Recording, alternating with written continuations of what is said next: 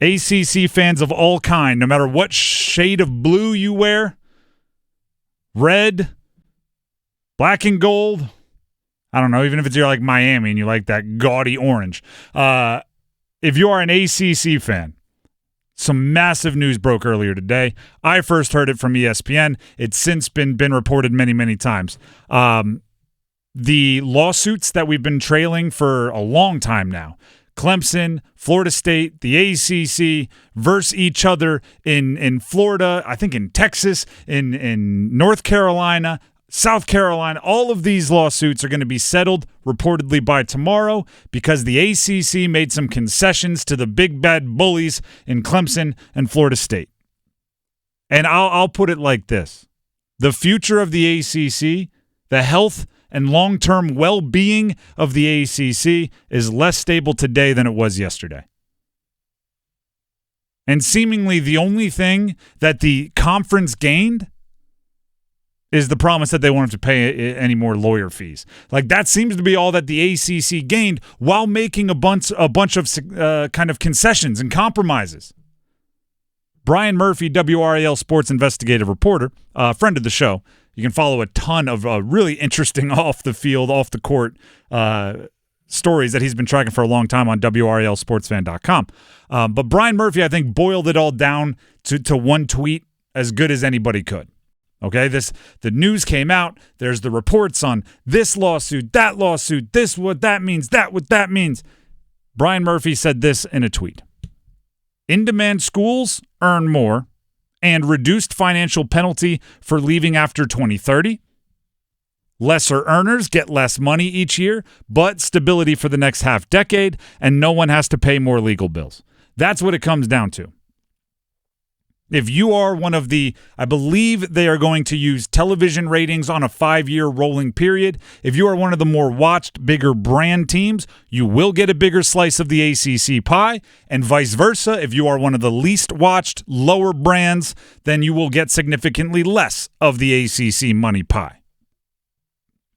That is what it is. We've known that was coming. I'm not worried about it. I don't think it's good. I think it creates a self-fulfilling prophecy where the good teams get watched by more people, chosen for more ABC games, chosen for more primetime games, thus their ratings are higher, thus they get more money, thus they'll be good, and then on and on and on, and that conveyor belt is hard to get off of. But we knew that was going to happen. The more interesting part is it seems like a much, much, much easier deal for teams to leave starting following the 2029-2030 school year. 2029/2030 school year. That's an issue. And at first I thought just the exit fees were dropping. On3 did some reporting, this coming from Andy Staples on On3. He believes that after the 2029-2030 season, it will cost in total $100 million or less to leave the ACC. If that is the case, if it truly is not a $90 million exit fee plus X amount of dollars times every year before the grant of rights like we've seen in the past, if it truly is just a one-time check, you can write a check, send over the crypto, whatever, swipe it on a card to get the points. If it's $100 million or less after the 2029-2030 season, there are a few teams you can just kiss goodbye. I mean, obviously, Clemson and Florida State would be the number one draft picks in that discussion. But don't forget, it was revealed not long ago that UNC had been doing some experimenting or research, I guess would be the better word, not really experimenting, but research into what the realignment costs and what the realignment situation would be. And then it becomes, running out of a building. You ever seen that one?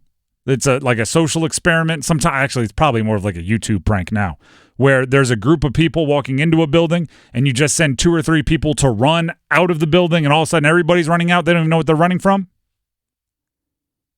If you're in the ACC and you have options, right? You're a team that, say you are UNC, say you are UVA, say you are a Duke State, right? And one of the other power conferences is interested in you, and you see everybody else running out, maybe you just turn and run. Pete Thamel did some more reporting, came up with some key details. 40% of TV money distributed evenly among ACC schools. So 40%, chop it up, whatever it is, 1/17th and send it out. 60% by ratings. And that's the formula I talked about rolling over each 5-year period. The top earners, which you would expect to be the Clemsons, the Florida States, because they play the most high-profile games and they're chosen for more ABC games and more primetime games, so thus they have more eyeballs on them. They could get more than $15 million. While some schools will see a net deduction, an annual payout of about $7 million. That's a big difference. It's a big difference. Keep in mind that these weren't already level playing fields, right? Due to booster support and everything else. You look at total athletics budgets, Florida State was already spending a bunch more than Wake Forest. Wake Forest was beating Florida State a decent amount of times over the last 10, 15 years. But can they keep up those upsets when even their league is disproportionately passing out the money? I've fought the fight that the ACC is strong for a long time. I fought the fight that college sports isn't really changing for a long time. As of late, there have been things that have made me waver from my position. The MVPs of conference realignment for the last 2, 3, 4, 5 years has been whatever lawyers drew up the grant of rights for the ACC because they did not leave a loophole for teams like Clemson and Florida State to get out. And no matter how many high-profile lawyers they paid, it seemed like all Clemson and Florida State could do was pout and drag more people to court and eat up more billable hours. The ACC, by relenting, and again, it seems like just with the goal of making these court cases end, if they relented, they gave up essentially the creation of a loophole.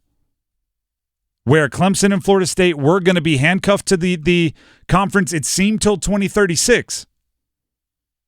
Now, 2030. And if they come up with a little bit of extra cash, which, by the way, I guarantee you they are fundraising on already. If they come up with a little extra cash, and a little extra cash to them, not a little extra cash to us, might be $50, $75 million, they might be able to leave sooner.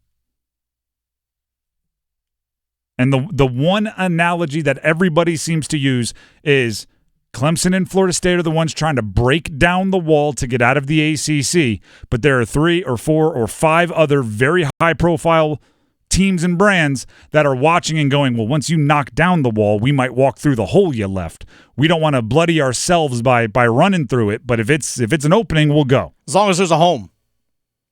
And that's where the SEC, the Big Ten, would be the two. If you can, through back channels, find out one of those conferences wants you, it's a mighty attractive place to bounce. Especially with the Big Ten media rights coming up in 2030, and I think SEC runs until 2031, so roughly around when this supposed dip in the exit fee might be pretty attractive, especially if, someone comes knocking on the door of UNC or Duke or somebody along those lines saying, hey, come with us, we have this new media rights. Plus, I'm sure as well that Big Ten goes in, hey, if we get North Carolina, if CBS or Fox or whomever, give us more money if we're able to get that school. There's going to be a lot of trade talk coming up here for NHL, right? If you want a second-round pick, what do you ask for? A first-round pick, right? And then when the other team wants to feel like they won, they'll talk you down to a second. And guess what? You wanted the second all along. I think Florida State knew. I think they knew they weren't going to be able to leave right now. I don't know if they want to leave right now. But I think they wanted to have the option to leave significantly sooner than 2036, which is when the end of the grant of rights is. So they started demanding they could leave right away, and now they got what they really wanted, which was an exit door whenever they have the money and want to leave. I hate that it seems like Florida State is winning. I hate that it seems like the future of the ACC is less secure than it was. I love the ACC. I grew up on the ACC. I cover the ACC. It's weird enough that I'm sitting here saying, like, all right, Stanford and Cal, ACC rivals. That's weird enough. But it's going to be 10 times, 100 times weirder if I go, all right, we got UNC coming up against Texas in an SEC battle. That's what I really want to avoid. Doesn't make a darn bit of sense.